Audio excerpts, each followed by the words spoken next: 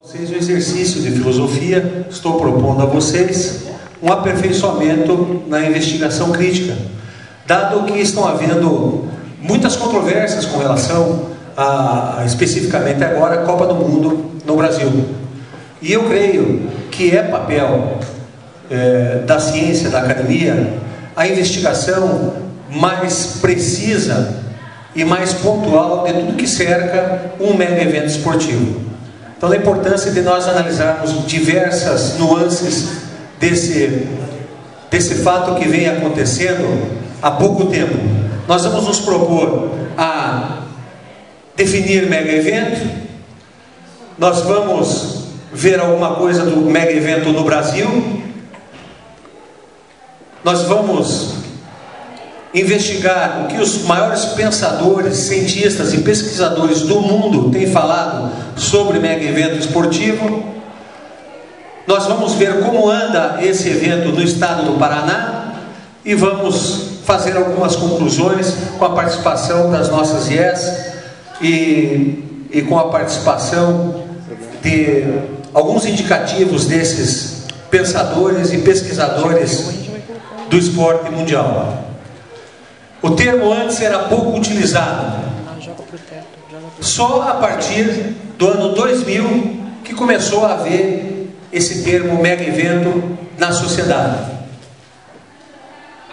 O poder público se apresenta resistente à crítica, ao contraditório e sempre superestima os impactos positivos. No Brasil, nós temos apenas duas publicações, e boa parte da produção nacional é caracterizada por ensaios e revisões de literatura. Tem-se que seria necessário um maior diálogo com a produção feita em outros países. E existe uma possibilidade muito grande de abordagens. Eu vou triar para a questão especificamente do que vinha a ser o esporte, sobre o aspecto da economia. Muito embora não seja da área, mas é bastante fácil perceber. Algumas definições. Historicamente falando, feiras e exposições internacionais são, junto com os Jogos Olímpicos, os modelos fundamentais do que devemos entender como mega eventos. Então a coisa toda começou nessas feiras e nessas exposições internacionais. Para Schimmel, os mega eventos podem ser considerados marcos da modernidade, com longa tradição de integrar interesses industriais e corporativos com aqueles de governos em relação ao desenvolvimento urbano e imagem nacional. Para Roche, mega eventos são melhor compreendidos como eventos culturais, inclusive comerciais e esportivos, de larga escala, os quais têm um caráter dramático, apelo popular de massa e significado internacional. Em síntese, mega eventos apresentam grandiosidade em termos de público, mercado-alvo, nível de envolvimento financeiro do setor público, efeitos políticos, extensão de cobertura televisiva, construção de instalações e impacto sobre o sistema econômico e social da sociedade anfitriã. A estrutura física dos mega eventos esportivos ao longo do tempo.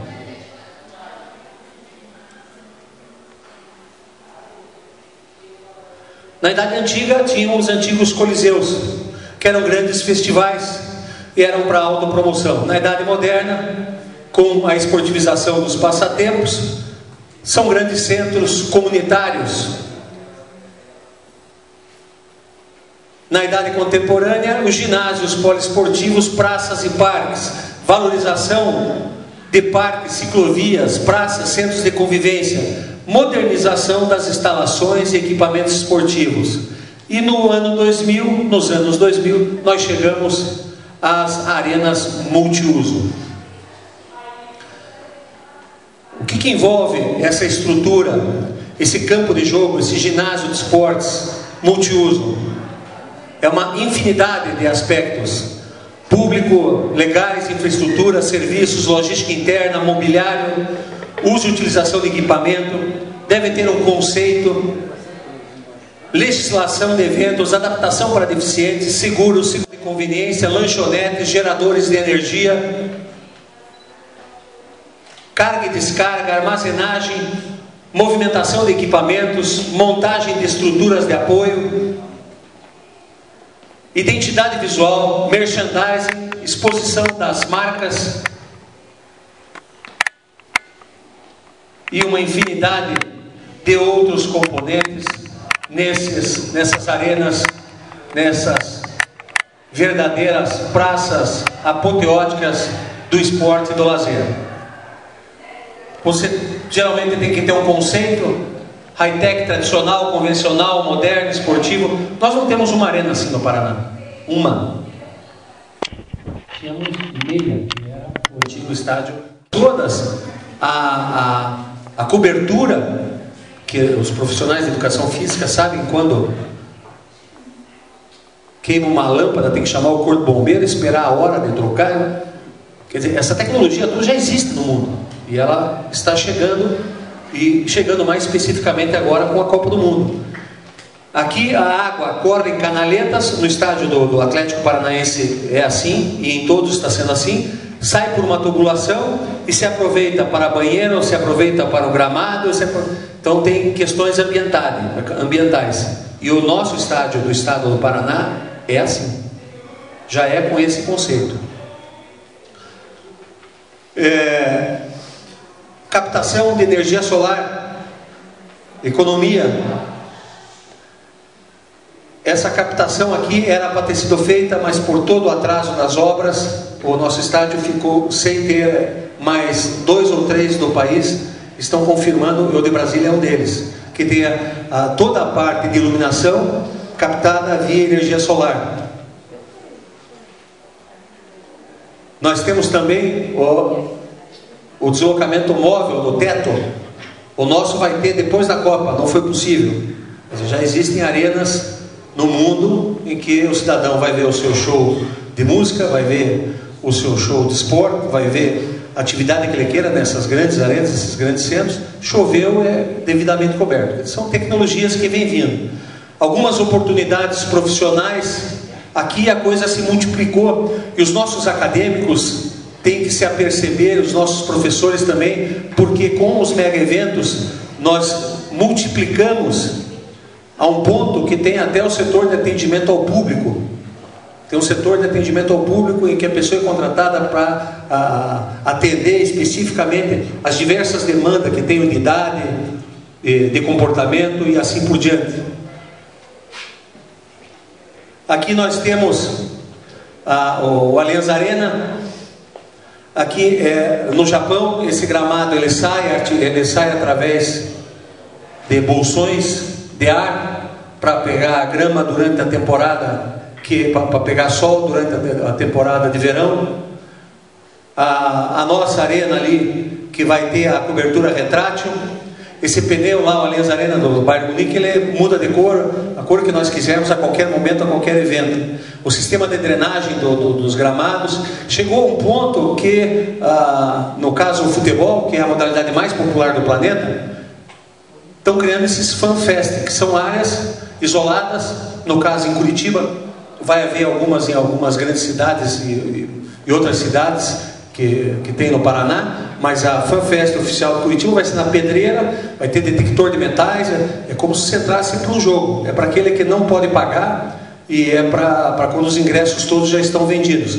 Então você vai nesse FanFest e tem 2 ou 3 telões de 10 metros por 10 metros para você. Eu tive no Campeonato Mundial 2006, estive no Pan-Americano e estive na Olimpíada 2012.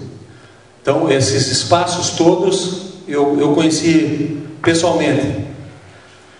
Aí nós temos o placar com uma definição fantástica, passando várias informações. Isso é uma maquininha de colocar e tirar a grama, que os rolos vão aqui, ele só troca na bobina ali e vai colocando a grama.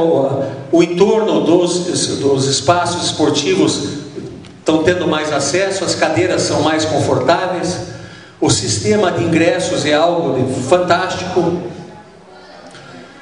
Muitos criticam o padrão FIFA, mas vamos tentar ver o lado positivo. É uma coisa de outro mundo você comprar um ingresso. Eu comprei pela internet e consegui, não sei se alguém aqui conseguiu comprar ingresso. Eu consegui comprar o ingresso. Você entra às 8 da manhã e fica esperando. Daqui a pouco você te chama, você entra na sala. Aí você pega o produto e sai.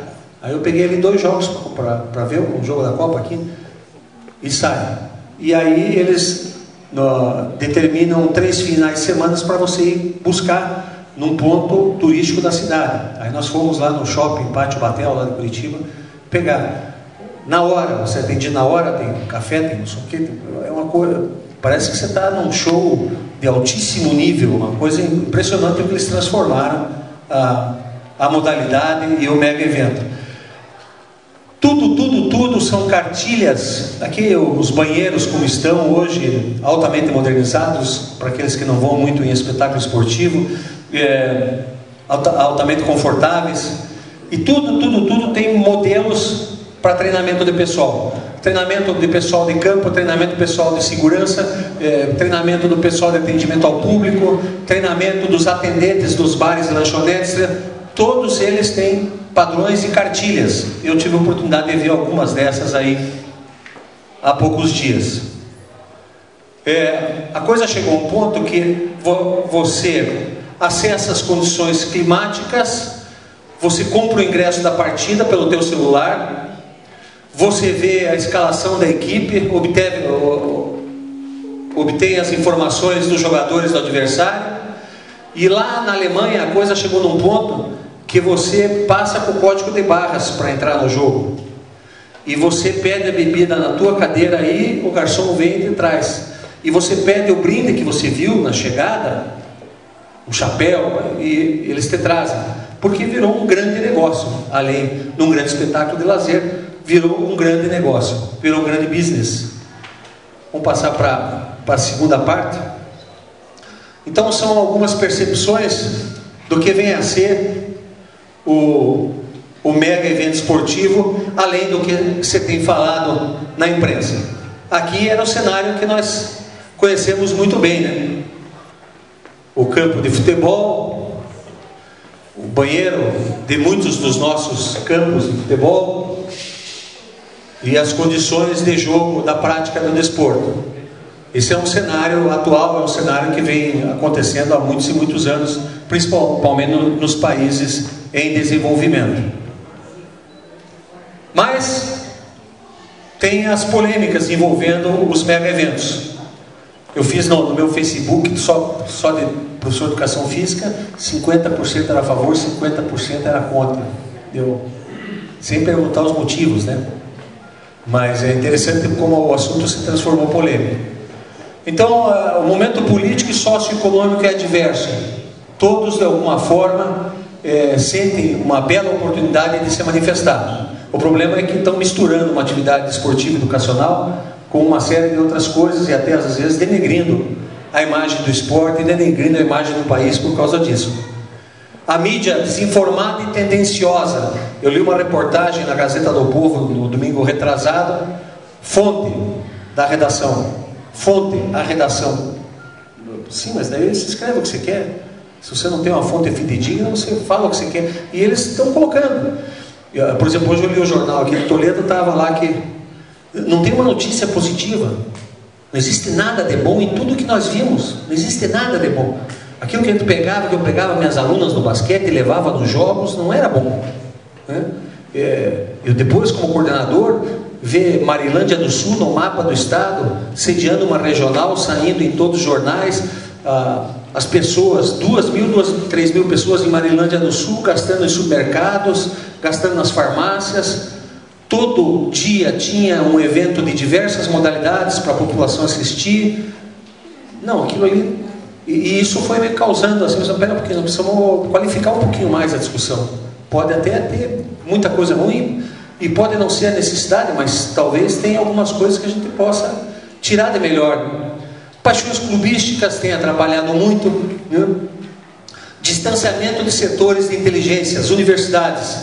No nosso país, as universidades estão distantes e também não são chamadas. E nós, através da rede, o Luiz participa, nós conseguimos entrar nas câmaras temáticas, porque nós ainda estamos distantes da questão da participação de uma oportunidade dessa. E está existindo um oportunismo da mídia e comunidade internacional, como se tudo naqueles países fosse perfeito, né? Nós estamos construindo um Boeing, como bem mostrou o filme. Pode acontecer uma série de erros nesse trajeto todo aí, mas é um mega evento esportivo. O que nós temos aí de dados reais? 10 funcionários morreram nas obras de construção. Não estão sendo construídas todas as obras de mobilidade elencadas. 3 estádios, Manaus, Cuiabá e Distrito Federal, foram construídos em regiões onde a modalidade não tem presença. 3 estádios estão fora de prazo, segundo a FIFA, segundo o padrão dela. A Copa das Confederações, em 6 cidades, teve renda adicionada ao PIB de 9,7 bilhões. O custo dos 12 estádios está fechando entre 8,9 bilhões e 10 bilhões.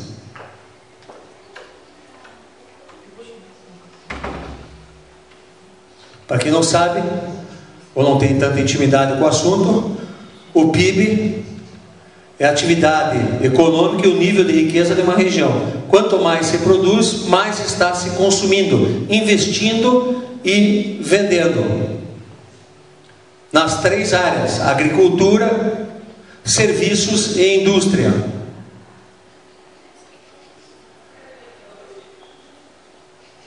Aquela região, na Copa das Confederações, aquelas regiões gastavam tanto. Começou a ser investido ali durante a Copa das Confederações, produtos vendidos ao consumidor final, do pão ao carro, serviços prestados e remunerados, do banco à doméstica, investimentos, os gastos que as empresas fazem para aumentar a produção no futuro, e os gastos do governo, tudo o que for gasto para atender a população, do salário dos professores à compra de armas para o exército. O PIB alto significa renda, emprego e competitividade. São informações mais técnicas, mas em suma, entrou durante a Copa das Confederações 9,7 bilhões que não entravam. Que eu, fazendo um paralelo chulo com Marilândia do Sul, foi mais ou menos o que eu vi durante a minha vida inteira. Que alguma coisa aconteceu de diferente. 1.577.662 ingressos, 65% a brasileiros, 35% a estrangeiros.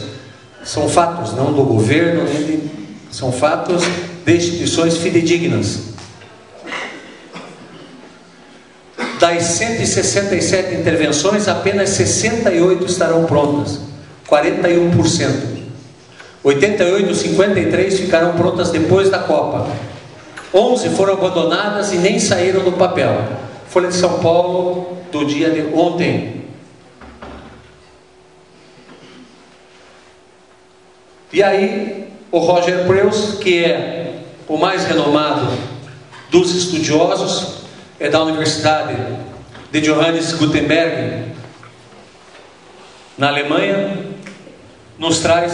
Será que eu vou derrubar o vaso? Nos traz 2 ponderações com relação a alguns dados que eu passei aqui. A comparação entre países é complicada por uma série de razões. Nem sempre os governos realizadores dos eventos disponibilizam seus gastos, e mesmo que o façam, a prestação de contas não é padronizada, o que dificulta a comparação. Então, tem um outro pensador, o Lamartine Costa, que é considerado o que mais entende de mega eventos no país, é da Fundação Getúlio Vargas. Ele diz que é uma verdadeira caixa preta, e isso é uma das coisas que vem remando contra o mega evento esportivo. A gente não está vendo, não está sendo gasto assim, e que tenha dado retorno que a população esteja sentindo o retorno no ato, mas justamente porque a comparação é difícil e a prestação não é padronizada, não se tem ainda um padrão.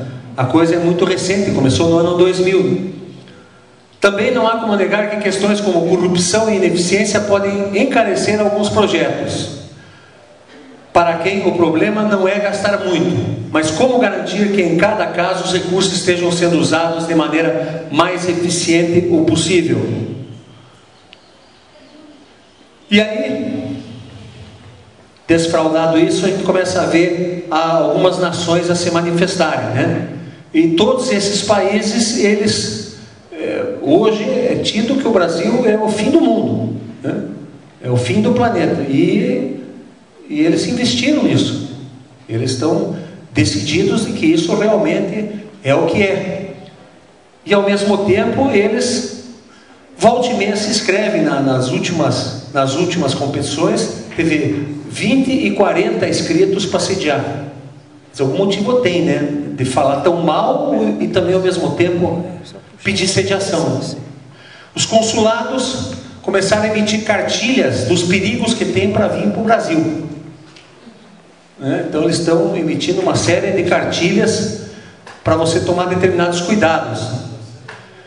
Mas o interessante é que nós não fomos culpados pela bolha econômica de 2008, né, que quase causou a bancarrota do planeta. Nós também não fomos culpados do colapso no sistema comunista, que é violador de todos os itens da Carta dos Direitos Humanos. Nós não somos culpados, nem o esporte, nem o futebol, que o Reino Unido, a França e a Espanha estão no limite. Nós também não somos culpados se eles apresentam as sociedades tão corruptas, violentas e desorganizadas quanto as nossas. Começou em 72, na Olimpíada da Alemanha. Eu estive nesse local aqui. Foi o maior crime lesa à humanidade invadirem o alojamento da delegação israelense e matarem e fazerem o que fizeram não só com os israelenses, mas com toda a comunidade internacional e com o esporte. Aqui na Espanha, antes da decisão de uma Copa da UEFA, a explosão no metrô. Aqui é da Inglaterra, um pouco antes das Olimpíadas. Mas nós somos agressivos. Mas os hooligans começaram antes de nós. Tudo isso que nós estamos vendo aí, os caras lá já se matavam muito antes de nós. Aliás, a cultura, quem entende um pouco de história, tem professor de história que sabe que a vida deles foi uma vida de posses, a vida inteira, um querendo tomar a terra do outro. Aliás, continuam, né? Agora estão continuando. E aí eles reúnem as diversas polícias para fazer parte do mega evento. Mas eles são tão organizados, por que tem reunido todas as polícias? Nós vimos recentemente esse caso aqui, há 2 semanas, de organização, estrutura, caiu o negócio do Itaquerão lá, caiu lá nos Estados Unidos, uma estrutura de um circo, não sei se vocês viram na televisão, há 2 semanas. Quer dizer, foi uma coisa brutal. Não, mas só acontece aqui, né? É que lá os seres humanos são especiais, né? Aqui não. Falam de planejamento, segurança e medo. 2 aviões conseguiram entrar em 2 prédios no país mais seguro do planeta. Foi um absurdo isso acontecer. Só que não foi um absurdo, foi uma maldade dos outros. Não foi um absurdo deles, da sociedade organizada deles, né? Os 10 atentados ocorridos em eventos esportivos, 4 estão nos Estados Unidos, por exemplo. A cidade de Nova York, que eu tive a oportunidade de ir ano passado, não tem uma quadra que você não acha um carro desse aqui. Quem já teve a oportunidade disso sabe o que eu estou falando. Não tem uma quadra que não tem um carro desse no centro da cidade. Aqui é o monumento do World Trade Center, que está sendo aberto hoje. Só que eles pedem para você paga para visitar. Você paga para visitar. Mas eles não são uma sociedade, né, fraterna. É estranho você pagar para... Mas está escrito bem pequenininho lá, que nem aquele 1,99 nosso. Está escrito bem pequenininho lá assim: o que você puder dar. Tem uns 4, 5 museus lá que é assim. Quando vocês forem, tome cuidado. Eu só dava $1. E nesse aqui eu nem dei, porque eu achei o fim da picada os caras cobrarem isso. Aqui o atentado que teve em Atlanta, o Ney, presidente da Federação de Esportes Universitários, estava falando que ficou abafado. Todo mundo esqueceu que teve um atentado em Atlanta. E foi um horror em 1996, na Olimpíada de 1996. Aqui a minha passagem pela Olimpíada de Londres, esse trem aqui levou 4 horas de atraso. Me deram uma fichinha para assinar que iam me devolver 280 euros. Assinei, mandei carta, mandaram um cheque para mim, só que eu só posso se tiver conta no banco tal lá. Tentei fazer a conta no banco tal lá, nada, não consegui, não teve jeito, não recebi. 4 horas de atraso. 4 horas de atraso aqui. Aqui, dentro do jogo de vôlei do Brasil, o primeiro jogo de vôlei do Brasil em Londres, eu perguntei qual era a programação, a mulher colocou a mão na cabeça e esqueceu de colocar no painel. E ela escreveu naquele painel ali, ó, a programação. O hotel que nós estávamos ficava do lado dos hotéis do centro de imprensa, que estavam sempre atrasados os ônibus, e os jornalistas reclamando. Eu tirei essas fotos com o máximo do bom gosto. Eu disse: não, eu não vou perder isso. E volta e meia estavam atrasados. Mas eles falam que não vai ter mobilidade, que está desorganizado. E esse secretário-geral, ultimamente, pegou mais ainda. Nós somos mesmo, está desorganizado, temos nossos problemas. Bom. E agora as postagens dos atletas na Olimpíada de Sochi, de inverno. Não sei se vocês acompanharam pelas redes sociais. Era mosca na sobremesa, a água que eles tomaram dentro do quarto. Aqui são as trocas de informações no Facebook de jornalistas, de atletas. Mas como é que eu vou tomar essa água? O jornalista escrevendo: não tem colchão no meu quarto.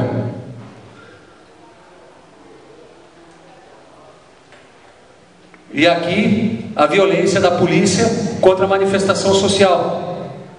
Chegou ao ponto deles esconderem essa foto, que 2 atletas russas se beijaram no primeiro lugar para se manifestar contra toda a hipocrisia que tem o governo e que aconteceu. Mas pior, eles são tão organizados que, se nós cometermos um erro na nossa abertura, dificilmente vai ser pior do que esse. Os símbolos olímpicos, um dos arcos não abriu. Quem acompanhou a abertura da Olimpíada sabe que os símbolos olímpicos, olha, mais ou menos é que nem errar um passo para frente. Você tem uma coisa que não pode furar na abertura da Olimpíada, são os símbolos olímpicos, né? Que representam a união dos 5 continentes. Não abriu. Simplesmente não abriu. Mas aqui vai acontecer e não tenho dúvida que nós somos o pior país do mundo, o mais desorganizado, o mais inseguro. Bom, isto posto, nós estamos numa mudança. Antes era tudo pelo setor público, agora são parcerias. Setor público, privado e setor social. Então esses eventos, eles têm características de, em média, ser 60% o setor público, 40% o setor privado. Só em Pequim que foi 85%. Esse pesquisador, ele diferenciou o que vem a ser impacto, que os nossos governantes estavam muito felizes, falando muito de impacto, delegado, ele diferenciou as duas coisas. O impacto é só durante o evento. O importante é o que pode surgir a partir do impacto, que são os legados. Ele elenca que as cidades passam a contar com infraestrutura, conhecimento, imagem, emoções, redes e cultura. Ele montou protocolos internacionais e usou na Copa do Mundo da Alemanha e na Copa do Mundo da África do Sul.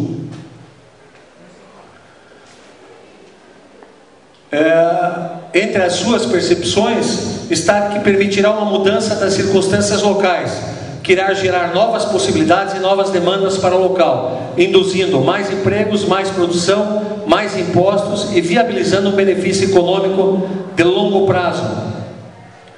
Ele criou uma fórmula específica para medir eficiência.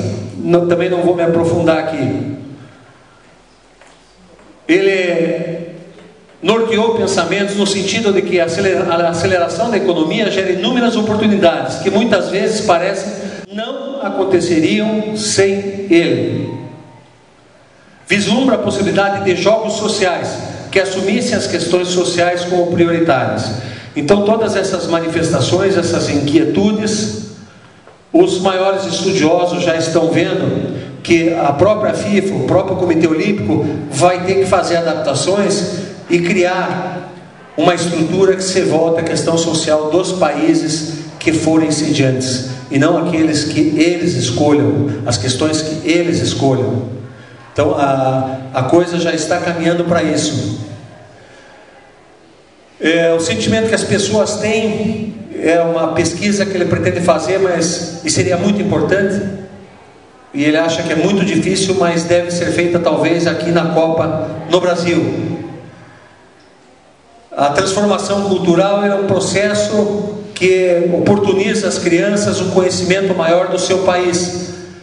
Todas essas manifestações, tudo que tem se falado, as nossas crianças, eu tenho um filho menor, eles estão se apercebendo, eles estão conhecendo o país, eles estão discutindo o país, né?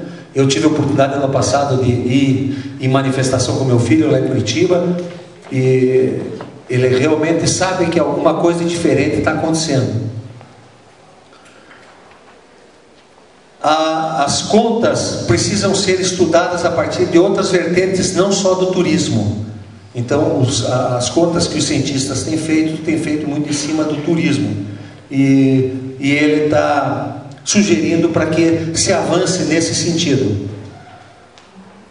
Resumo do que pensa a comunidade científica. A estratégia do evento tem que ser administrada pelo governo devido à possibilidade de fracasso de mercado. Quer dizer, deu errado, o governo fica mal falado lá fora. Então tem que ser administrado pelo governo.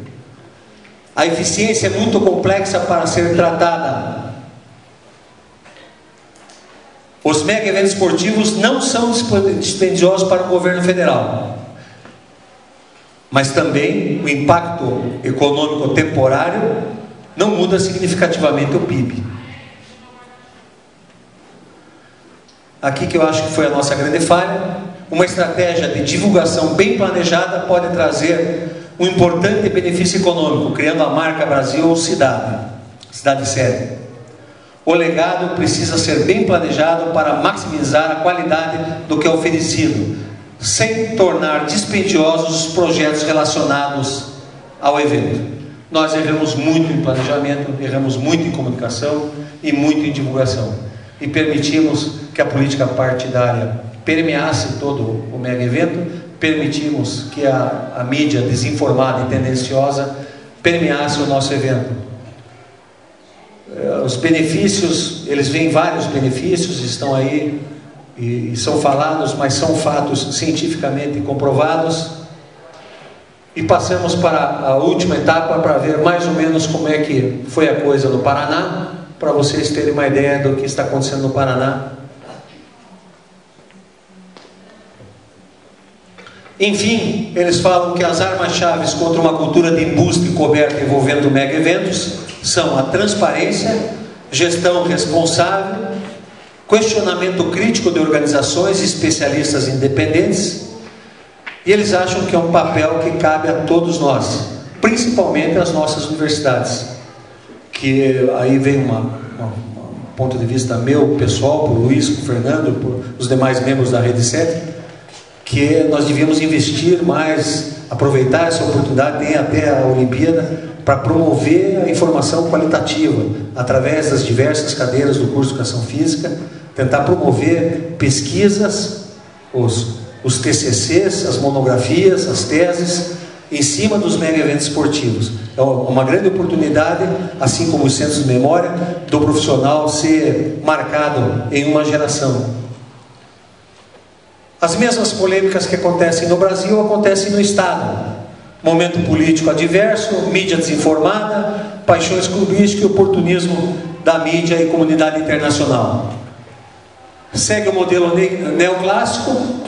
Dos 3 estádios particulares, um é o nosso. E o nosso é o mais barato. O nosso, o poder público está emprestando. Engenharia BNDES, Potencial Construtivo da cidade de Curitiba e Fomento Paraná, firmado em convênio 220 milhões. 120 milhões, quem está dando é o Clube Atlético Paranaense. Não estão sendo construídas todas as obras de modalidade elencadas. Mais alguns dados. As universidades compõem as câmaras temáticas e coordenam a Câmara Temática do Interior. Não sei se vocês estão a par, mas tem várias câmaras temáticas na Secretaria da Copa, e a Rede 7 foi e incluiu todas as nossas universidades nas câmaras temáticas. E por iniciativa da UniOeste, a Câmara Temática do Interior é de responsabilidade das universidades, capitaneada pela UniOeste. Então a divulgação das coisas nos diversos segmentos sociais, nos polos do interior, ficou por conta da iniciativa das universidades. O Estado receberá mídia público de 5 continentes, inclusive contará com a presença da atual campeã do mundo, Espanha. Quer dizer, nós fizemos tão mal feito e deu tudo tão certo, né? Porque vai ter 5 continentes e vai ter Espanha. A hora que sair a Espanha, você, como é que pode? Né? Porque o mundo vai estar vendo o jogo que vai acontecer, só, mais nada. Sem contar os demais países que estarão na capital paranaense, 40.681 australianos que jogarão contra a Espanha em Curitiba adquiriram ingressos. Isso já está certo, isso já é dado. Tudo que eu estou tentando colocar para vocês aqui não é eu acho, eu penso, são dados. Entre outras, houveram denúncias não comprovadas de ilícitos, paralisações e greves. E ontem eu vi no jornal que tem uma série de organizações, sindicatos que estão se preparando para, na boca da Copa, soltar o carro na rua e fazer as manifestações. O que eu acho que até para isso o esporte serve, né? Você veja a importância do evento esportivo para a sociedade ver que aquela hora é uma boa hora, desde que seja dentro do permitido pela cidadania. Eu acho válido o que façam, porque afinal de contas é uma oportunidade que você teve, você tem, dentro dos limites de cidadania. O mundo, essas imagens estão rodando o mundo. Essas imagens estão rodando o mundo. Essas imagens no nosso estado foram divulgadas em todos estes países. E teve uma palestra especial sobre Curitiba em Londres, na Inglaterra. Isso também são fatos. Aconteceu. Também aconteceram esses programas de ensino técnico e emprego por todos esses órgãos. Aquele corredor que está sendo feito na cidade de Curitiba, saindo do aeroporto, vai desembocar, e esse aparelho que permite pouso em baixa visibilidade vai oportunizar arterizar o fluxo turístico e industrial para o nosso estado, porque descendo em Curitiba você chega nos demais aeroportos. Alguns deles receberam um ou outro benefício. Então alguns equipamentos que estão sendo dados e comprados vão desembocar em alguns benefícios em nosso estado. Os centros de treinamento estão recebendo equipamentos da própria FIFA, inclusive esse aqui de Foz do Iguaçu. Recebeu uma série de benfeitorias, musculação, equipamento de campo, a própria grama, que vai se multiplicar e um dia chega nos mais diversos municípios, falando esportivamente.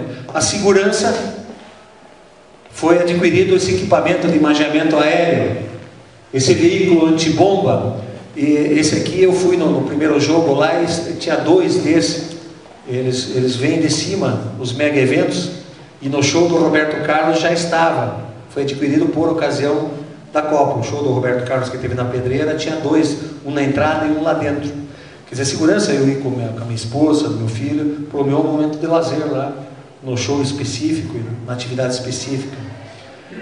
O Exército Brasileiro vai disponibilizar 900 mil pessoas, está 1.500, mas a última informação que eu tive agora era 900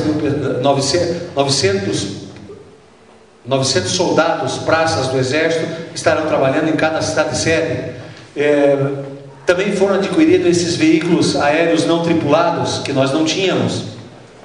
A segurança foi dividida, cada um tem sua função. A Polícia Federal tem uma função, a Guarda Municipal tem uma função, a Polícia Militar tem uma função. Foram divididas as funções.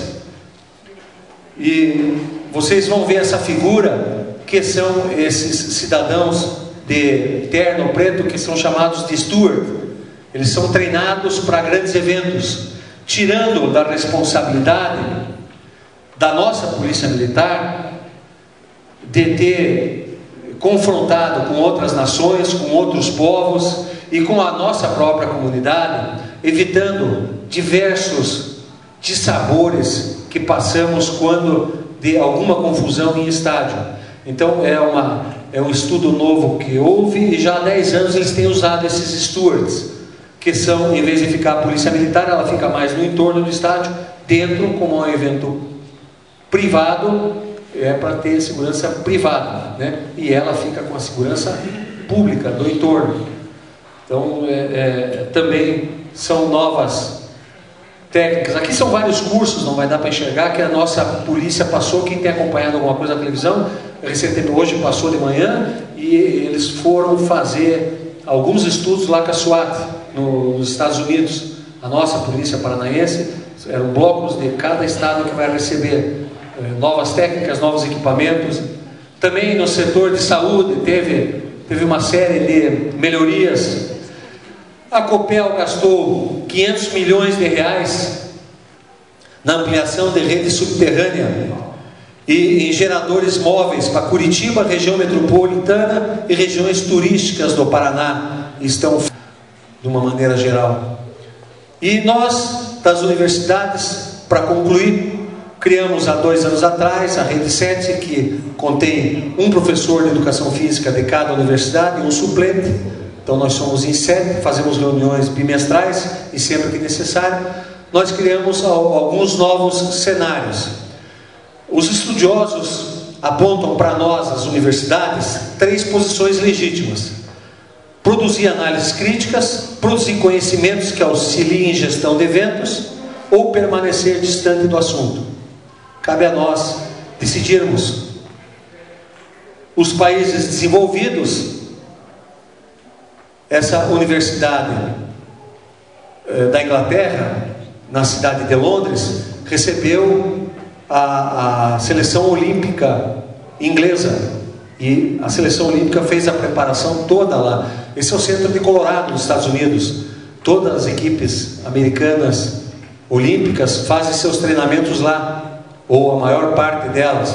Então as universidades nesses países, ela tem um papel científico fundamental e um papel de apoio à pesquisa fundamental nos mega eventos esportivos, nas nossas equipes. E aqui a sociedade brasileira continua distante da inteligência, começando a se aproximar. Se a gente for ver quem foi colocado em alguns cargos, em alguns lugares da Copa, nós não estamos ainda. E deveria ter pessoal das universidades, deveriam ter técnicos em educação física, deveriam ter técnicos nessas áreas, mas nós estamos ainda muito distantes. Começamos vagarosamente a nos aproximar. Olha a potencialidade das nossas universidades, número de alunos, número de especialistas, mestres, doutores. Olha o potencial que nós temos para colaborar numa qualificação da crítica aos mega eventos esportivos. Sugere-se, por fim, o desenvolvimento de pesquisas a respeito dos impactos e legados de mega eventos para a educação física escolar e para o sistema esportivo de alta competição. Sugere-se também a qualificação e ampliação do parque científico e parcerias diversas. Nós precisamos que nossas universidades adquiram novos equipamentos e que promovam novas e melhores parcerias. Aquela universidade inglesa, o representante esteve numa das nossas reuniões, colocando à disposição das nossas universidades a estrutura para visitação. Achamos que trata-se de oportunidade singular para os profissionais de educação física, pesquisadores e para as universidades. Muito obrigado, espero não ter cansado vocês. Em primeiro momento, eu desejo parabenizar a instituição, mais diretamente o professor Luiz Sérgio, pela promoção do evento e agradecer pelo convite e oportunidade de estar falando para vocês. Em se tratando do que já foi falado e muito bem falado pelo nosso amigo professor Francisco, a questão dos mega eventos é muito complexa. Eu, que pelo esporte, tive a oportunidade de viajar por vários países do mundo, em todos os continentes praticamente, hoje aos quase 61 anos de idade, com 38 anos de atuação no ensino superior, e tendo participado do primeiro evento universitário, uma competição brasileira universitária de judô, em 1972, já se vão alguns aninhos, né? 40 e tantos anos, me sinto bastante confortável para dizer que o nosso papel, enquanto gestor de uma federação desportiva universitária, muito de reconhecimento, de gratificação por todo o aprendizado que nós podemos experimentar durante a vida e nada mais do que uma responsabilidade de proporcionar a todas as pessoas no ambiente universitário, que é o nosso foco, a oportunidade também de, no mínimo, conhecer o Paraná, que muitos, por incrível que pareça, nasceram em Londrina, não conhecem Curitiba, nasceram em Curitiba, não conhecem Paranavaí, e assim por diante. Parece incrível, mas é verdade. Muitos paranaenses não conhecem outras cidades no Brasil. E muitos brasileiros sequer terão a oportunidade de sair do Brasil para outros eventos. Então, é já um foco de oportunidade que se cria, no mínimo, para que as pessoas ampliem os seus conhecimentos culturais e turísticos, podemos dizer assim, e até sociais. Então, estando na Federação Paranaense de Desportos Universitários, que é uma entidade que foi fundada em 19 de setembro de 1941. Então, se passaram quase, agora em setembro, completamos 73 anos de fundação. É uma, se não, a mais antiga federação desportiva do estado do Paraná, uma delas. Não sei se o Francis tem outra referência assim, dessa coisa de idade, não.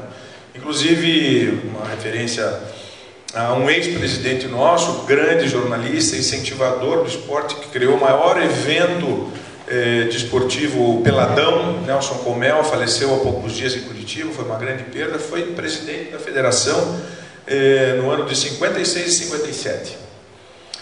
Então, a federação, aos seus 73 anos, é filiada à Confederação Brasileira do Desporto Universitário.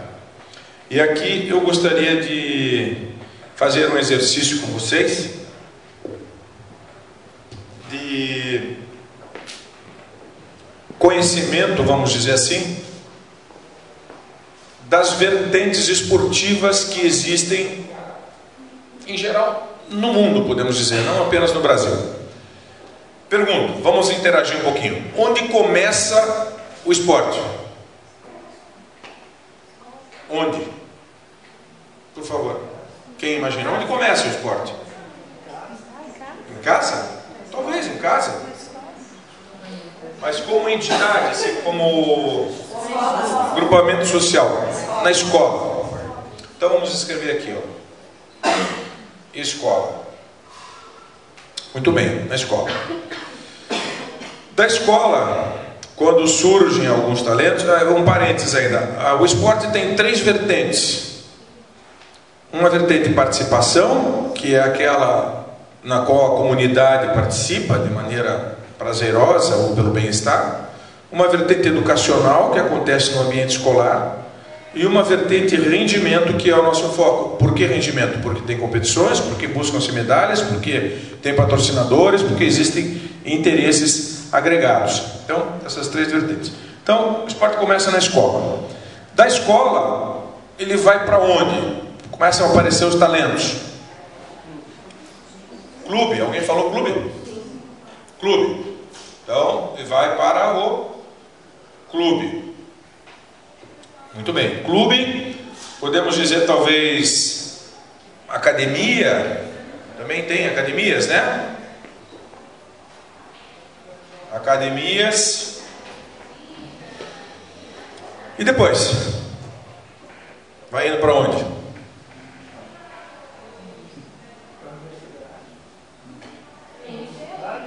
Onde? Universidade, alto rendimento? Não. Vamos criar, são duas vertentes. Então estamos tentando conduzir para essa aqui. Depois do clube, vem para... O que acontece com uma reunião de clubes, ou associações, podemos dizer também associações, clubes e academias. Hã? Federação. Muito bem, professor. Federação. Federação. Aqui está se tratando de federação específica nas diversas modalidades. Federação de vôlei, de basquete, de handebol, natação, atletismo e tal, que se ocupam dos atletas, vamos dizer assim, da sua fase inicial de formação e dão continuidade a isso. Depois da federação,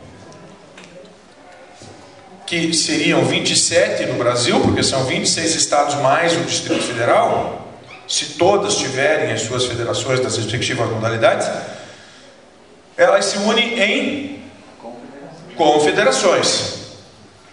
Confederações. Confederações. Que por sua vez vão se unindo e formando as unidades internacionais. Aqui no nosso segmento existe uma união sul-americana, uma união pan-americana e depois o Comitê Olímpico Internacional, que é o COI. Paralelamente a isto, principalmente daqui para cima, nós temos o Comitê Olímpico Brasileiro, que não tem atletas. Ele é uma ONG, o Comitê Olímpico não é órgão governamental, uma curiosidade isso, né? Não, o Comitê Olímpico penso que é do Brasil, que é do governo, que é do Ministério, não. O Comitê Olímpico é uma ONG. E o presidente do Comitê Olímpico, ele é oriundo de confederação. Tem lá um regimento, me parece que não sei exatamente, mas parece que tem que ter 5 anos ou pelo menos um mandato em alguma confederação, tanto que o Nussmann saiu da Confederação de Vôlei e foi eleito presidente do Comitê Olímpico Brasileiro. Então, esta é uma vertente, vamos dizer assim, a vertente civil do esporte. Existe uma outra vertente que é o nosso foco, que é a vertente que também, de certa maneira, começa na escola, aí vem para as instituições de ensino superior, que são as IES, né? faculdades isoladas, centros universitários, universidades, enfim, instituições de ensino superior. Depois, da mesma maneira, unindo as faculdades, as instituições de ensino superior, a federação, as federações estaduais. Então, federações. Seguindo a CBDU, Confederação Brasileira do Desporto Universitário. Numa mesma linha, nós temos o COSUD, Conselho Sul-Americano Universitário de Esportes. Depois temos a ODUPA, seria a União, tal, Pan-Americana de Desporto Universitário, qualquer coisa assim. E depois temos a FISU, que é a Federação Internacional de Esportes Universitários. Então, seriam as duas vertentes, em princípio, reconhecidas como gestoras do esporte, seja o esporte civil ou o esporte universitário, já partindo, inclusive, do âmbito escolar.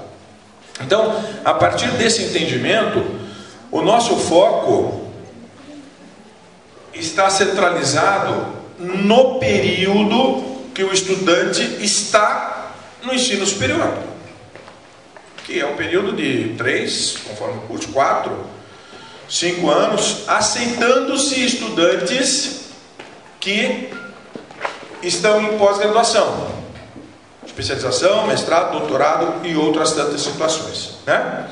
Ou em um novo curso superior, desde que não ultrapasse uma idade em determinados eventos de 28 anos. Então nós temos uma faixa etária máxima de atuação de um estudante que entra na faculdade com 16 para 17 até 28, é isso aí. No Brasil, ainda agora até 24, na Universidade eles estão ainda aceitando até 28. E nos eventos aí o que acontece? São eventos de âmbito interno nas instituições, eventos municipais, eventos estaduais, eventos brasileiros, sul-americanos, pan-americanos e mundiais. E aqui, da mesma maneira. Tá? Então, apresentamos aqui o desporto universitário paranaense, brasileiro e mundial, de certa maneira. Tá? Nas suas duas vertentes. Seguindo. A federação e a CBI e a confederação, como já foi dito, são realmente as gestoras do esporte universitário, cada uma no seu âmbito, seja estadual ou seja federal.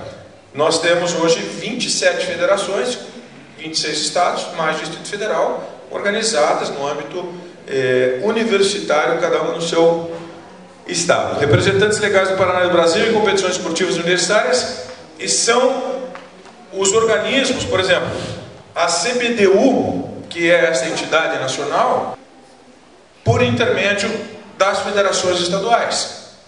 Né? Como uma confederação de esporte não vai aceitar um atleta avulso lá participando do evento, tem que ser via federação. É uma estrutura organizada e assim deve ser. Então, por sua vez, nós, diretamente federação, não somos filiados à FISU, mas sim à Confederação Brasileira, que é filiada à FISU. Né? Ali. E aqui temos o Arthur Zanetti, que é o nosso grande campeão olímpico das argolas, que por 2 vezes, se não me engano, esteve participando de Universidade. Depois eu explico melhor o que é uma Universidade. Seguindo, que matemática nós podemos ver no nosso esporte, porque ele culmina, vamos dizer aqui, como um mega evento. Podemos até já considerar os Jogos Universitários do Paraná, que, por exemplo, agora em Campo Mourão, que foi a nossa última versão, em 73 anos de federação, foram 53 eventos. Este será o 54º. Alguns anos não aconteceu, por causa da Segunda Guerra Mundial, já que a federação foi fundada em 41, a Segunda Guerra foi de 39 a 45, então naqueles anos ali houve uma interrupção, em alguns momentos o esporte universitário esteve legado ao segundo e terceiro plano, não aconteceu, agora de uns 10 anos para cá, que ele está se reestruturando, se fortalecendo e voltando a existir de fato no Brasil e principalmente no mundo. Então, nesse mecanismo todo, que matemática nós podemos ver? A única necessidade humana que supera a vontade de ter algo, eu quero ter algo, não, é muito melhor ser algo do que ter algo. Então, aqui temos um exemplo de um paranaense, que é o Emanuel, né? Grande jogador de vôlei de praia.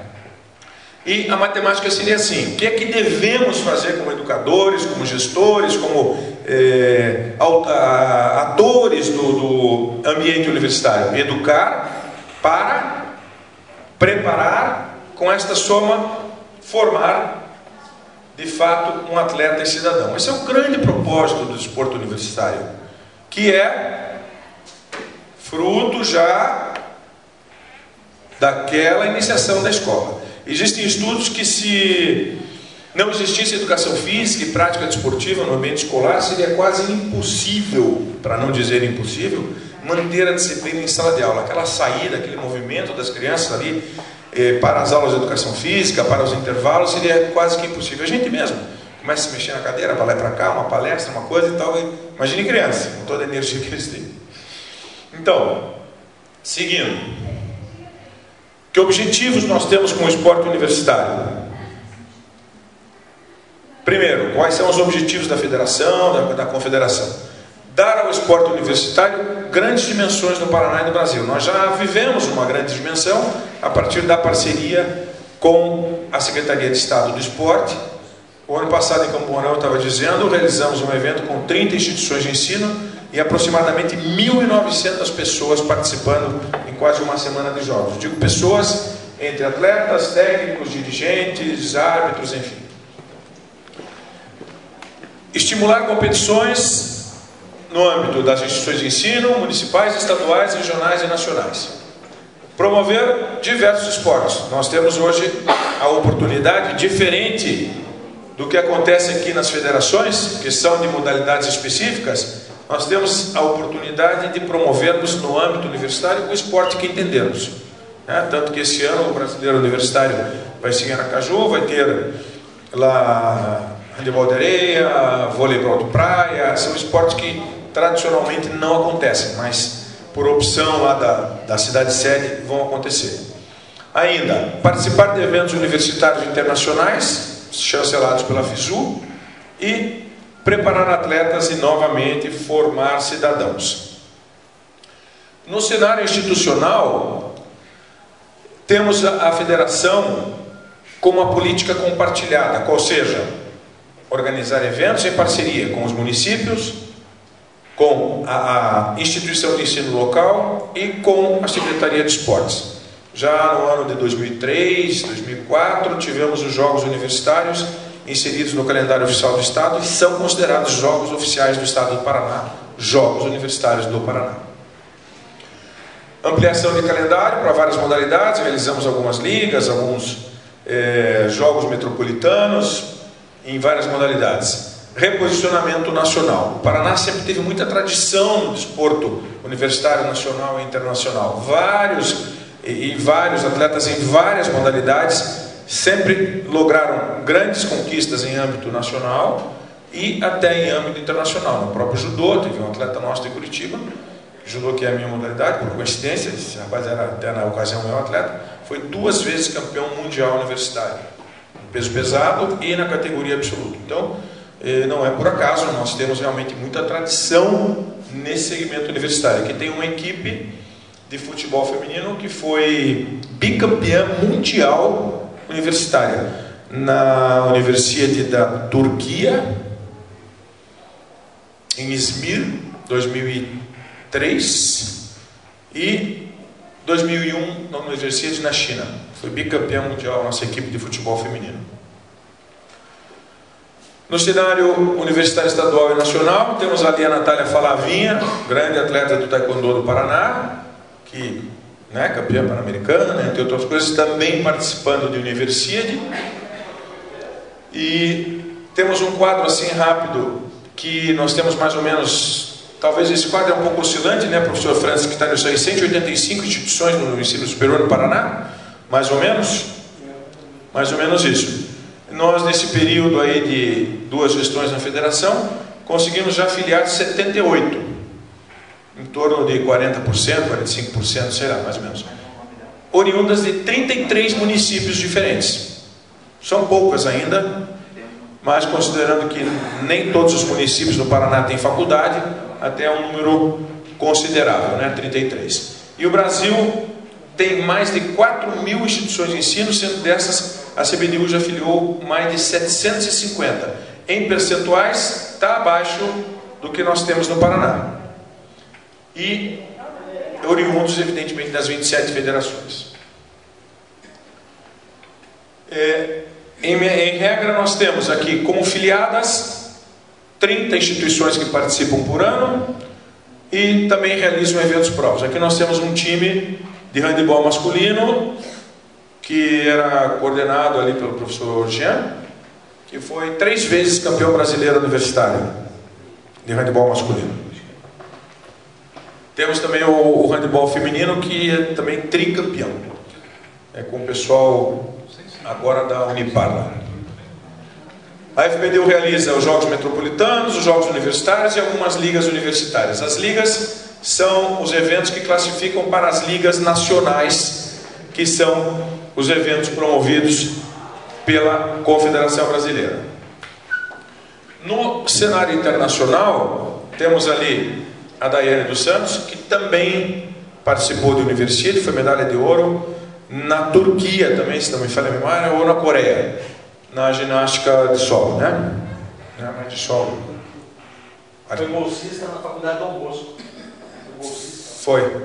Enquanto parceria da Confederação de Ginástica e o Dom Bosco, os treinamentos aconteciam no Tarumã. Acho que foi exatamente nessa época que ela foi para a Universidade e foi campeã. E a FISU tem, em média, 162 países participando dos seus eventos, e isso nos anos ímpares. E nos anos pares, ela realiza os eventos desportivos, campeonatos mundiais das modalidades que não são obrigatórias. A última Universidade aconteceu na Rússia, no Kazan, e o ano que vem vai acontecer na Coreia. Depois a gente vai poder ver a logo.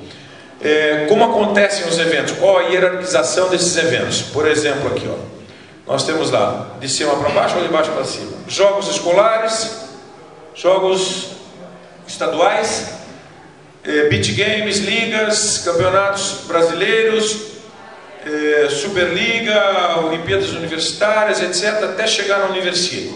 E aqui são as diversas logos. Essa é a logo lá da Universidade do Kazan, que foi a última. Só que simbolizava uma tocha ali, muito legal o evento, é Vila Olímpica. No refeitório tinha balcões de comida de vários países, tinha um McDonald's lá à vontade. O cara caía com 5 pacotes de batata, que queria... Fantástico, uma Vila Olímpica construída, um evento maravilhoso, acontece de 2 em 2 anos como uma Olimpíada. Lá estavam quase 12 mil participantes.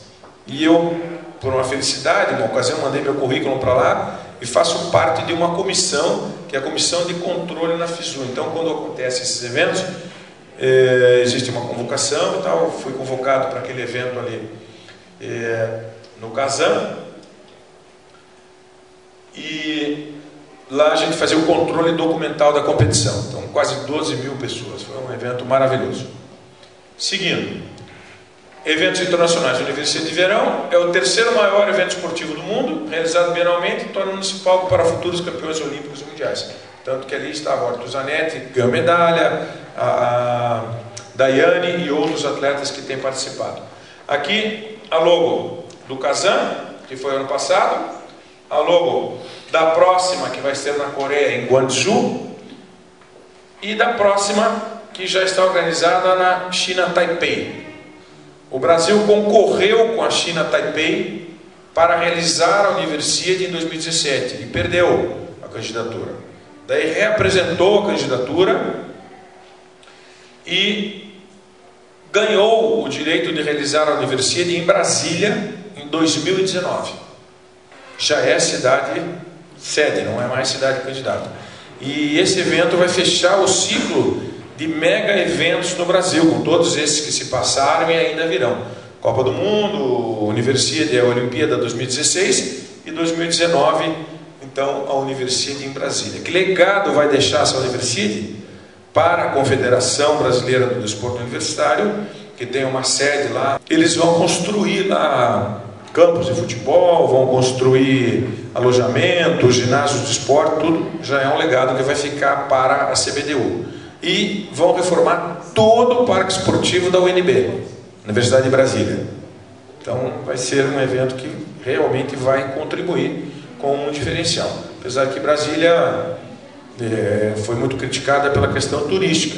É bonito Brasília, é um novo conceito, etc., mas como turismo, então eles tiveram que apresentar paralelamente uma questão forte ligada ao turismo para conseguir trazer a Universidade para o Brasil em 2019.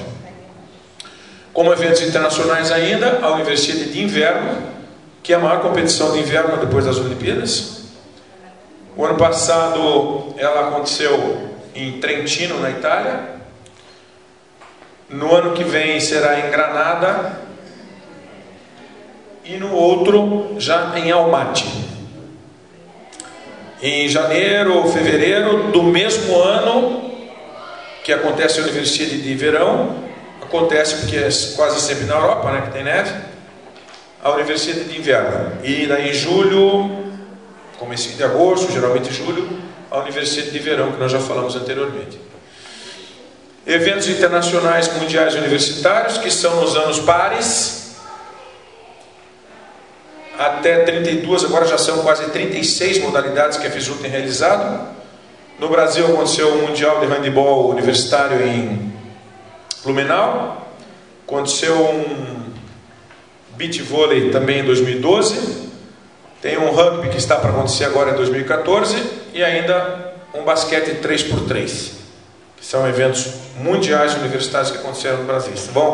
Aconteceram e vão acontecer. Diga-se de passagem que 1961, por incrível que pareça, aconteceu uma universidade no Brasil, em Porto Alegre. 61. Lembra, professor Luiz?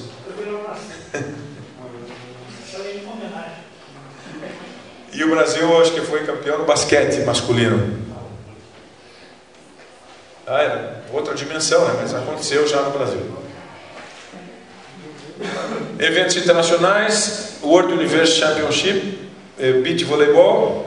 Isso aí aconteceu em Maceió, 2012.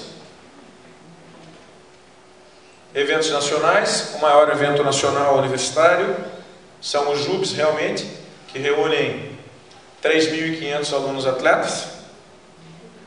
Normalmente 9, agora estão agregando outras modalidades.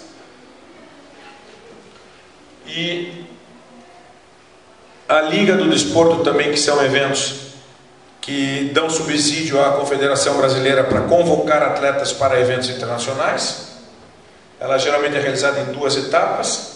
Uma regional, que aconteceu agora em Caçador, da região sul, e tem a Norte e Nordeste, Centro-Oeste, enfim, faz parte do calendário da Confederação Brasileira. Nós no Paraná, infelizmente, não temos uma dotação orçamentária nem em âmbito governamental e nem em âmbito institucional nas instituições de ensino superior para a participação desses eventos. Nós realizamos agora em Irati, coisa de um mês atrás, um pouco menos, uma liga estadual universitária. Estávamos esperando, no máximo, com um grande otimismo, 64 instituições de ensino. Infelizmente, realizamos apenas a modalidade de futebol de salão masculino e feminino. Era futebol de salão, handebol, basquete e voleibol. Só o futebol de salão conseguimos realizar. Porque realmente não existe ainda uma cultura de dotação orçamentária das instituições, grande maioria, que não tem o curso de educação física. Aquelas que têm, normalmente os alunos se movimentam, pressionam e tal, acabam indo, mas as outras, infelizmente, não temos. Aí temos ainda os campeonatos brasileiros universitários, que são em outras modalidades, realizados esporadicamente fora dos Jogos Universitários Brasileiros. Aí temos o exemplo de um triatlon, uma de xadrez e outros, ali uma chegada de alguma coisa, mas foi relacionado com ginástica. E ainda temos outro evento nacional universitário, que é o Beach Games Universitário, que reúne modalidades de praia.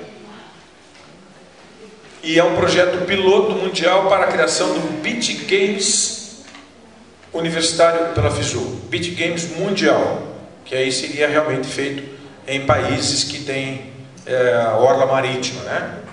Como na Europa, evidentemente no verão, em alguns países que podem ser sede para esses eventos aí. Então o Brasil está servindo como um piloto para esse evento que a FISU pretende realizar. Aí, qual seria o foco de abrangência da CBDU e da federação, vamos dizer assim? Seminários, fóruns, palestras, oficinas, cerimônias e comemorações, e ainda a edição de uma revista chamada Revista Campus, que é essa aqui, que já está em várias edições, que é basicamente um relatório do que está acontecendo no esporte universitário. E também acontece o Fórum do Desporto Universitário e a CBDU. Falando em fórum, está sendo muito discutida na atualidade uma questão da dupla jornada. É algo que nós temos que discutir enquanto, até seria um assunto para a Rede 7, sabe, Francis? A dupla jornada do atleta enquanto estudante universitário. Aqueles que precisam estudar e treinar. Viajar, fazer intercâmbio e tal. A nossa legislação obriga 75% de comparecimento às aulas, e tem que viajar, falta aula, não faz prova. É um problema mundial isso. Eu estive em Brasília representando a Confederação Brasileira no evento. Já tivemos um outro fórum sobre isso. Está se escrevendo uma carta, que é a Carta de Brasília, pensando como contemporizar essa situação. Há que existir uma intervenção na LDB, porque com força legal o atleta selecionado e tal, um procedimento que vai ter que se fazer para que ele tenha um tratamento diferenciado, talvez até com uma percentagem maior de EAD, para poder treinar e estudar, ter um curso superior após o período de desportista universitário. E tem problemas inclusive de tripla jornada, que é aquele que precisa trabalhar, estudar e treinar. É a realidade, infelizmente, né? Aí temos um calendário extenso para 2014, que é o calendário da CBDU, que nós nos encaixamos nele. Os nossos eventos são basicamente 30 dias antes dos eventos da Confederação, e já existe uma proposta de calendário para 2015, né, que são os eventos, JUBs, etc. Basicamente era isso. Procurei não me estender muito. Pesquisa as questões relativas a políticas públicas de esporte e lazer, e eu estou na parte da coordenação de esporte, como o professor Luiz colocou no início da apresentação. Então eu tentei trabalhar um pouquinho com aquela ideia do título da mesa, reajustando para uma ideia do esporte universitário no contexto dos mega eventos esportivos, né? Então, como falar de desporto universitário, como falar de esporte universitário dentro de um contexto, de um cenário esportivo atual, onde o que está mais em voga são os mega eventos esportivos. Então, um pequeno itinerário, eu vou falar sobre o contexto esportivo atual, depois sobre o esporte universitário e, finalmente, sobre o esporte universitário na UEM. Quando o Luiz me convidou, ele chamou a atenção, falou: Fernando, fala um pouquinho sobre a experiência na UEM, por que a UEM tem tanto êxito nos jogos universitários. Então, no finalzinho, eu vou tentar explorar um pouquinho isso também. Bom, eu acho que essa conceituação de mega evento, o Francisco fez muito bem, eu não vou repetir isso, mas o que eu quero falar para vocês é que, se a gente for fazer uma leitura sobre o contexto esportivo atual, inevitavelmente nós vamos ter que falar de mega eventos esportivos, tá? A temática mega eventos, o fenômeno mega evento vem tomando conta da discussão em torno do esporte no Brasil, né? Já vem sendo há algum tempo e vai continuar sendo, como o Ney apontou, ao final de um ciclo lá que vai acabar com as Universiades do ano 2019, né? Então, o mega evento é uma temática que está em voga e a gente pensa especialmente e faz as reflexões em cima dos dois maiores mega eventos, que são a Copa do Mundo e os Jogos Olímpicos. Uma série de instituições que se envolvem na organização desses mega eventos esportivos. Francisco já explorou muito bem isso.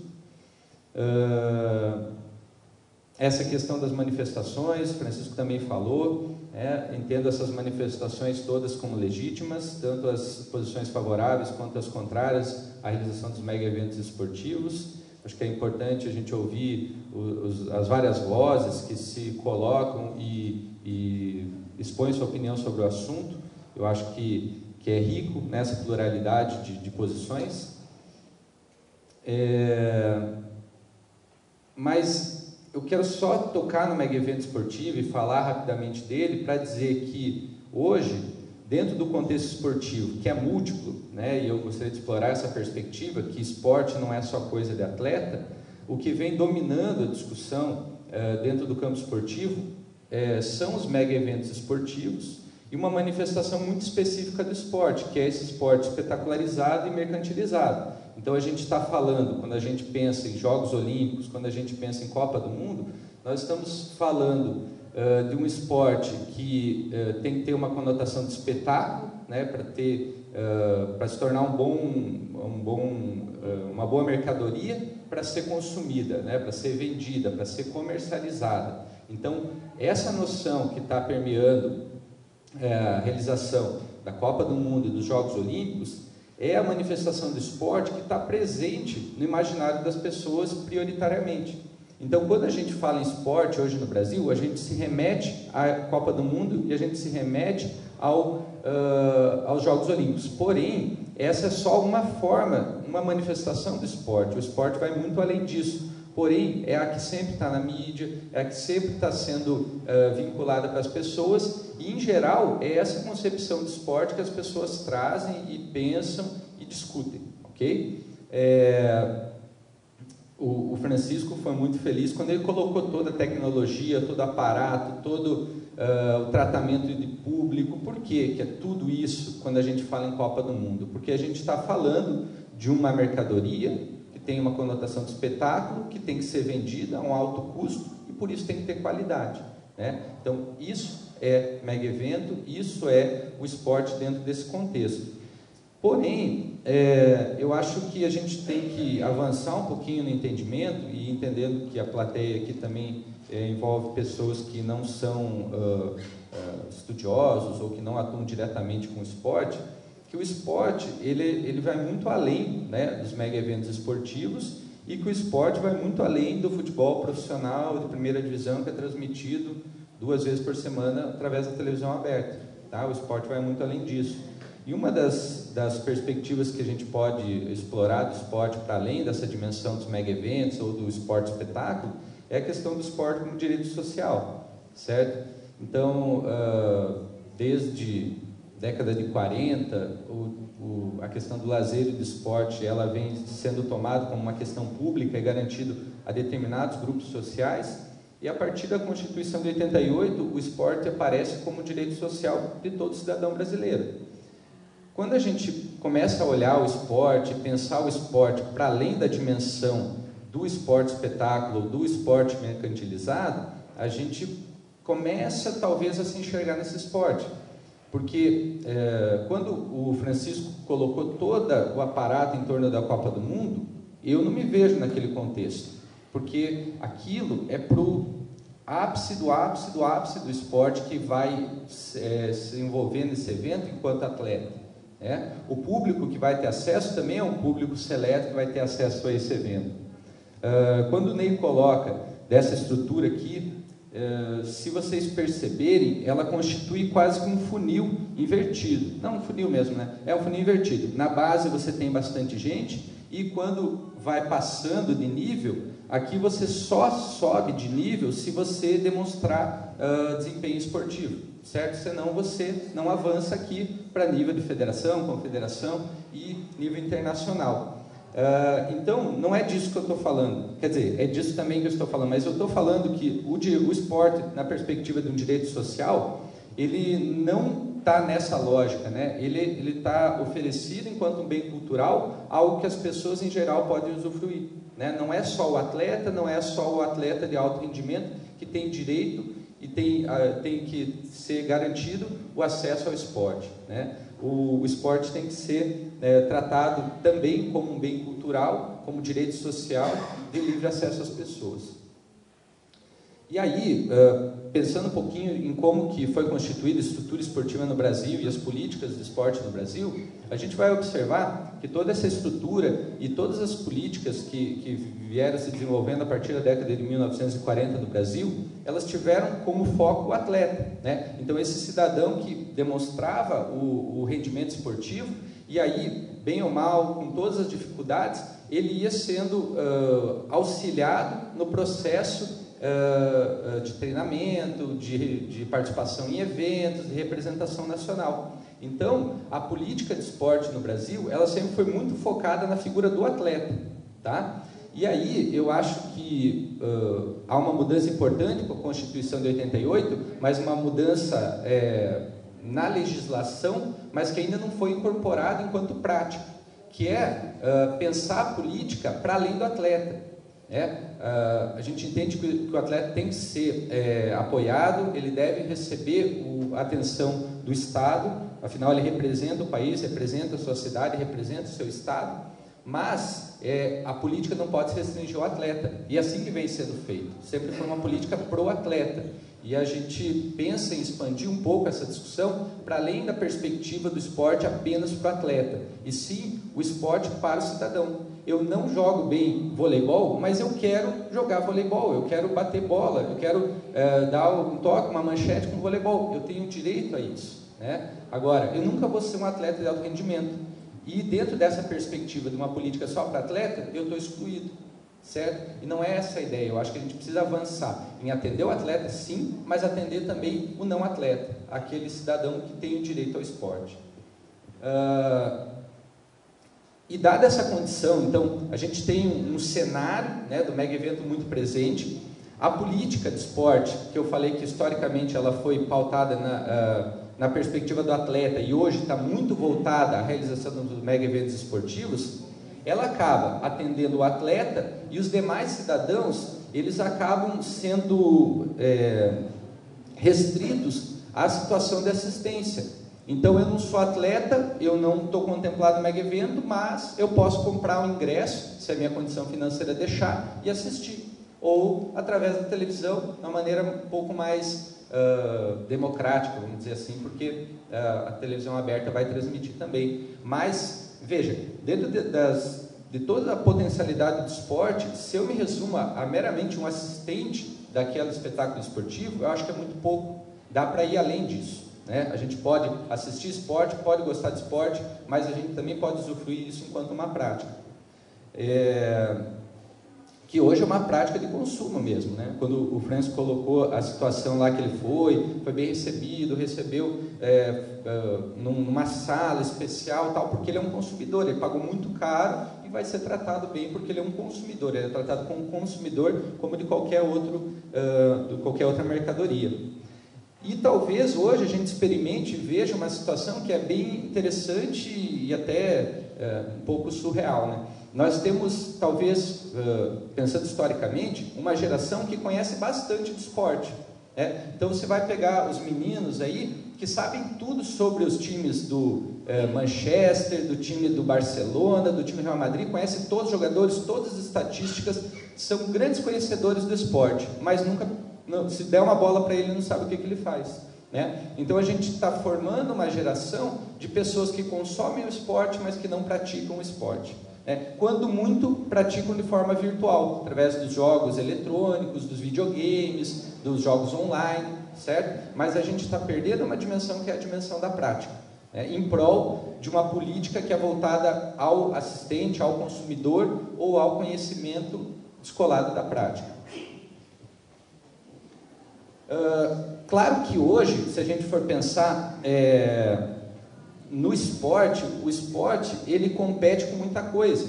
Então você pega uma criança, você pega um jovem em idade universitária, o esporte já não é a única opção que ele tem. Ele tem muitas opções de consumo cultural que ele pode optar. Ele tem mais acesso ao teatro, ele tem acesso ao cinema, ele tem acesso às festas, ele tem acesso às tecnologias, as quais competem inclusive dentro da sala de aula, né? A gente tem que ficar pedindo constantemente a atenção do aluno, porque a tecnologia faz parte do cotidiano, e às vezes o esporte não se mostra tão atrativo para essa geração, né? Então compete com outras coisas.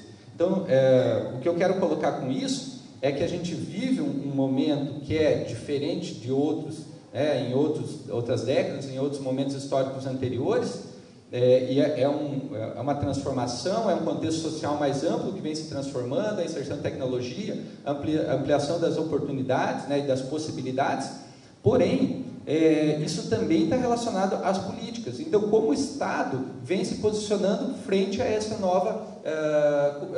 nova conotação social que está se apresentando. Então, penso eu que o Estado ele deve tensionar algumas coisas. Ele não deve simplesmente embarcar nessa onda do esporte enquanto uma mercadoria e entrar enquanto mais um elemento para competir dentro desse mercado esportivo. Não é essa a função do Estado. Ou pode ser essa função e mais alguma coisa. O que mais o Estado está promovendo para nós? Muito pouco. Então, claro, é um contexto social amplo em transformação, que tem uma série de elementos que a gente precisa pensar, mas a gente tem que pensar também que o Estado, através das políticas públicas, não faz nada diferente do que o mercado apresenta. E esse é um grande problema. E a própria educação física escolar, o Ney citou também, olha, se não tivesse educação física, a criança não ia aguentar ficar na escola e tal, mas também uma função da educação física escolar seria fazer um trabalho de qualidade dentro da escola, porque, bem ou mal, a criança passa 9 anos de forma obrigatória na escola, tendo acesso à aula de educação física normalmente, e ali poderia ser desenvolvido naquela pessoa um gosto pela prática esportiva. Mas a educação física escolar também se mostra limitada nesse sentido. Muitas vezes a criança sai da escola mais com um sentimento negativo em relação à prática do que um sentimento positivo e de incorporar aquilo no seu cotidiano para além da escola. Tá? Então, eu vejo 2 pontos críticos aí. Tanto a educação física precisa dentro da escola precisa se reinventar para fazer melhor aquilo que está na frase anterior, que é o foco no cidadão. Então, se eu quero pensar num esporte universitário bem desenvolvido, não pode ser só para disputar os jogos universitários. Tem que ser para o acadêmico que não sabe jogar. Tem que ser para o servidor que não teve experiências corporais interessantes na sua vida, mas que chega aos 30, 40, 50 anos de idade e quer praticar alguma coisa, seja pela socialização com seus colegas ou seja por qualquer outra intenção. Nós precisamos desenvolver essa comunidade universitária em torno do esporte. E aí penso que essa reflexão poderia ser estendida, por exemplo, à cultura ou a outros elementos que estão presentes na vida universitária, mas de uma maneira muito tímida. E tratando esse esporte aí como um bem cultural, e não só como algo excludente, onde só aquele que mostra rendimento pode usufruir. E essa reflexão, ela cabe para a universidade, mas caberia para uma secretaria municipal de esporte, caberia para uma escola, caberia para outros contextos também, né? Essa reflexão do papel do Estado perante o esporte. Mas eu acho que o elemento diferenciador, aí pensando em universidade, é que a gente entende a universidade, eu acho que a sociedade espera isso também na universidade, que a universidade seja um espaço de excelência e de inovação. Então, para além... Primeiro, eu acho que já é uma inovação se a gente conseguir olhar o esporte para o cidadão e não só para o atleta, ou não só dentro do contexto mega evento, né? Já é uma inovação. Mas mesmo avançando nesse sentido, observando o cidadão e seu direito ao esporte, eu acho que a gente tinha que oferecer um serviço de excelência e com inovação, especialmente onde a gente tem curso de educação física. O curso de educação física trabalha com vários elementos da cultura corporal, dança, ginástica, lutas, mas o esporte ainda é o carro-chefe. E ali a gente tem uma massa crítica, a gente tem jovens com ideias, jovens empreendedores, que podem trazer sim inovações e novas perspectivas de desenvolver o esporte dentro desse quadro que a gente colocou. Muitas vezes eu falei, bom, a tecnologia está aí, e às vezes ela atrapalha, mas ela pode ser uma aliada para trazer esse acadêmico, essa pessoa para se envolver com o esporte. Então, para além da garantia do direito social, eu acho que a universidade ela tem que inovar e ela tem que demonstrar excelência. Nós vivemos a universidade pública e a gente sabe que isso não é simples. A gente está trabalhando aqui numa perspectiva de um panorama ideal, mas é importante a gente construir esse panorama ideal para poder almejá-lo, porque se a gente não construir, a gente achar que todas as dificuldades que a gente convive no dia a dia da universidade pública, eles são limitantes, a gente não vai avançar, certo? E aí, como eu falei, o curso de educação física nas universidades, acho que ele é um polo onde pode surgir muita coisa interessante, mas eu penso que não é restrito ao curso de educação física. O que falta um pouco também, dentro desse contexto de um panorama ideal, é que haja um envolvimento e uma forma de envolvimento que englobe diferentes instâncias da universidade, onde a universidade acontece. Então, nos cursos de educação física, nos diretórios de estudantes, nas associações atléticas acadêmicas, nas pró-reitorias de recursos humanos. Eu acho que são várias instâncias que precisam, de certa forma, despertar o interesse pelo esporte, entender ele como elemento importante e tentar desenvolvê-lo. Me chamou a atenção, não sei se alguém reparou, mas no trajeto entre a tenda e aqui, tinha 2 meninas sentadas com uma baita e uma bandeira de uma associação atlética acadêmica vendendo canequinha. Veja, às vezes a gente reclama tanto que o acadêmico não se envolve nas coisas, por que leva as meninas a ficarem nesse frio ali vendendo canequinha? Elas se identificam com isso, elas se identificam com a prática da sua atlética, e ali talvez seja um elemento motivador de prática, certo? E isso me leva a falar daquela última frase ali nesse slide, que fala dos jogos jurídicos, economia de engenharia. Eu não sei se vocês conhecem esses termos, se são... se vocês têm familiaridade com esses termos, mas basicamente, para além dessa construção aqui que o Ney colocou, coisa de uns 10 anos mais ou menos, existe um outro movimento dentro das universidades, que é o movimento que os acadêmicos se reúnem em associações atléticas acadêmicas, né? A ideia de associação atlética acadêmica não é nova, mas ela foi reinventada, vamos pensar assim, nesse período histórico recente. Lá os acadêmicos se reúnem e normalmente eles se organizam e participam de jogos dos seus cursos, né? Então agora o feriado de 1º de maio foi um feriado bem movimentado nas cidades, porque o pessoal da engenharia, dos vários cursos do Paraná, foi para Guarapuava e lá disputaram os seus jogos, né? Jogos jurídicos, acho que foi em Campo Mourão, economia, eu não sei, mas eles se organizam, e assim, é uma organização que vem por dentro do curso, e aí quando você coloca a mão na massa, tem que organizar delegação, comprar uniforme, treinar time, a coisa faz muito mais sentido para aqueles acadêmicos, e muitas vezes não aquele acadêmico que tem rendimento, mas um acadêmico que não joga tão bem, mas se sente parte daquele processo, né? Agora, o que eu estou falando aqui também não é pacífico, porque muitas vezes esses jogos também eles são entendidos apenas como momentos de festa, de bebedeira, de outras questões de signos que não são tão positivos assim. Mas eu penso que esses jogos e essa iniciativa dos acadêmicos, a gente não pode olhar de forma preconceituosa, no sentido de falar assim, ó, é só bebedeira, só... Eu tenho tido a oportunidade de conviver um pouco com esses acadêmicos e eu tenho um orientando de mestrado que está pesquisando isso.